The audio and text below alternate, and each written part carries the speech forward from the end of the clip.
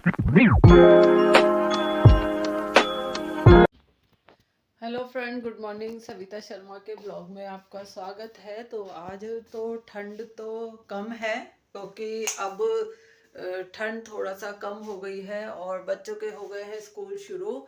और बच्चे तो गए हैं स्कूल में, लेकिन मैं अब सोची उनके लिए दोपहर के लिए क्या बनाया जाए, क्योंकि बच्चे आने वाले होंगे। अभी टाइम है, लेकिन उनके खाने की तैयारी करनी होगी, क्योंकि शाम को तो बहुत लेट तो मैं नहीं करती, लेकिन बच्चे आजकल थोड़ा सा लेट हो जाते हैं क्योंकि उनका स्कूल टाइमिंग भी बहुत लेट हो गया है। तो सोच रही हूँ उनके लिए क्या बनाया जाए। और मेरे अ, जिंदगी में फ्रेंड इतनी उठा पटक शुरू हो गई है कि बता नहीं सकते। और अभी जो हाल ही में अभी रिसेंटली मेरे घर में जो डेथ हुई है, उससे मैं बहुत हम लोग झेल चुके हैं। और सारा दिमाग दीदी के पास ही लगा रहता है, क्योंकि जीआई की डेथ के कारण वो बहुत ज़्यादा टूट गई हैं और उनके साथ हम भी बहुत ज़्यादा टूट चुके हैं।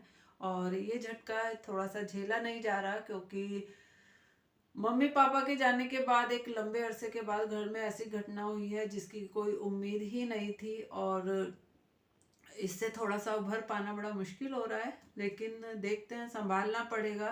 क्योंकि अब कह सकते हैं कि जो होना था हो गया, लेकिन अब एक दूसरे को संभालना पड़ेगा, क्योंकि ये एक बहुत बड़ा झटका है हम लोगों के लिए। और थोड़ी सी दिक्कत तो हो ही रही है, लेकिन देखते हैं क्या करते हैं। और क्योंकि इन चीज़ों में पहले हमें लगता था कि बड़े लोग कैसे होते हैं कि इतनी बड़ी घटना हो गई, नॉर्मल होकर अपना काम कर रहे हैं, ये कर रहे हैं। लेकिन आज जब ये चीज़ें हमारे ऊपर आई हैं, तो दुख अपनी जगह रह जाता है और बच्चों की जिम्मेदारी और घर की जिम्मेदारी अपनी एक अलग रह जाती है। तो इनको पूरा करना भी बनता है, करना पड़ता है मजबूरी में भी, चाहे आपका मन हो या ना हो।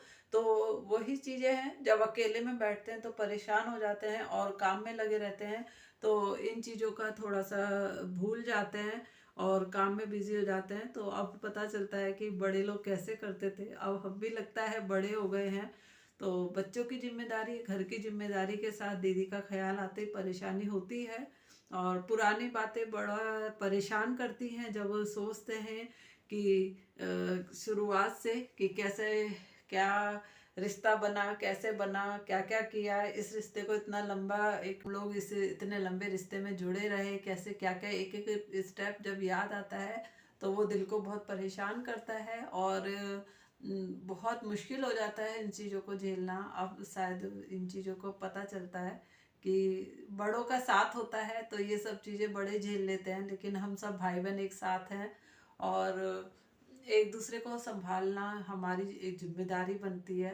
तो देखते हैं, लेकिन इस चीज़ का बड़ा दुख रहेगा कि ये घटना मेरी दूसरे नंबर की दीदी के साथ हुई है। और जो मेरी तीसरे नंबर की दीदी हैं, उनकी एनिवर्सरी होती है 26 जनवरी की। और लास्ट ईयर उनकी 25 एनिवर्सरी थी, मैरिज एनिवर्सरी। तो हम लोगों ने खूब इंजॉय किया था उनके वहाँ जाकर, और वो जीआई भी वहाँ थे। और हम सब बहुत खुश थे, क्योंकि बहुत समय बाद फिर से कोई घर में ऐसा फंक्शन था जहाँ सभी आए थे, सभी जुड़े थे, सबने इंजॉय खूब किया था। लेकिन इस चीज़ का बड़ा अफसोस है, दुख है कि इस 26 जनवरी को हमें नहीं पता था कि इन जीआई की 13वीं जो कहते हैं, उस दिन 26 जनवरी को ही पड़ेगी। तो ये एक हमारे लिए बहुत दुख का समय है और परेशान कर रहा है, क्योंकि अब समझ में आता है कि दिन और समय का कोई भरोसा नहीं होता। कि एक टाइम होता है, एक दिन आपने एंजॉय किया, एक टाइम होता है कि आप उसी दिन को गम हो रहा है, उस चीज़ का दुख बना रहे हैं आप। और तो फ्रेंड, इस चीज़ के लिए वाकई में बहुत धैर्य रखना पड़ता है, लेकिन अब जो हो चुका है उसको कोई उसको कुछ कर भी नहीं सकते, क्योंकि ये ईश्वर की वजह से हुआ है, उन्होंने चाहा तो ऐसा हुआ है। लेकिन कोई नहीं फ्रेंड, अब भगवान ने इतना बड़ा दुख दिया है तो इसे झेलने का भी हमें वो देगा कि हम कैसे इसे झेल पाए।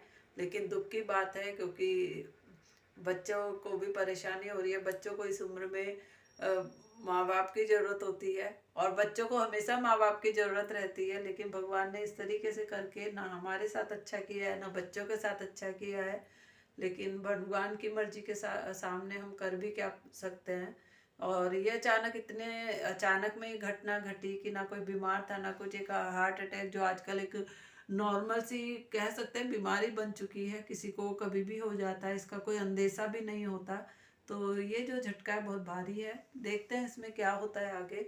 अभी तो हम लोगों को बस यही है कि दीदी थोड़ा सा संभल पाएँ, बच्चे संभल पाएँ, और उनको हम अपना सहयोग दे पाएँ टाइम से, कि वो इस चीज़ को झेलने में थोड़ा सा अपनी हिम्मत रखें। और क्योंकि ये इतना बड़ा हादसा है कि हम किसी को इसमें ये भी नहीं कह सकते हिम्मत रखिए, क्योंकि अभी उनकी सासू माँ भी हैं जो बुजुर्ग हैं, 85 ईयर्स की हैं।